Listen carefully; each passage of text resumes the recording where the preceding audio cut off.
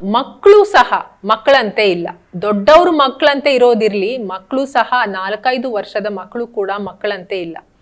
ಅವರು ಈಗಾಗ್ಲೇನೆ ಅವರ ತಂದೆ ತಾಯಂದ್ರಿಂದ ಅಟೆನ್ಷನ್ ಪಡೆಯೋದಕ್ಕೆ, ಅವ್ರ ಮೇಲೆ ಗಮನವನ್ನ ಸೆಳೆಯೋದಕ್ಕೆ ಎಲ್ಲ ಥರದ ಹಠ ಆಗಲಿ ಅಥವಾ ಯಾವುದೇ ಥರದ ಟ್ಯಾಂಟ್ರಮ್ ಥ್ರೋ ಮಾಡೋದಾಗ್ಲಿ, ಹೇಳಿದ ಮಾತು ಕೇಳದೇ ಇರೋದಾಗ್ಲಿ, ಬ್ಯಾಕ್ ಆನ್ಸರ್ ಮಾಡೋದಾಗ್ಲಿ, ರೂಡ್ ಆಗಿರೋದಾಗ್ಲಿ, ಸೊ ಅದೆಲ್ಲ ಈಗ್ಲೇನೆ ಕಲ್ತಿರ್ತಾರೆ. ಅಂದ್ರೆ ಆ 4-5 ವರ್ಷದಲ್ಲೇ ಕಲ್ತ್ಬಿಟ್ಟಿರ್ತಾರೆ. ಅಂದ್ರೆ ನಿಜವಾದ ಮಗುವಿನ ಆ ಮನೋಭಾವ ಏನಿದೆ ಅದು ಮಕ್ಕಳಲ್ಲೇ ನಾವು ನೋಡೋದಿಲ್ಲ.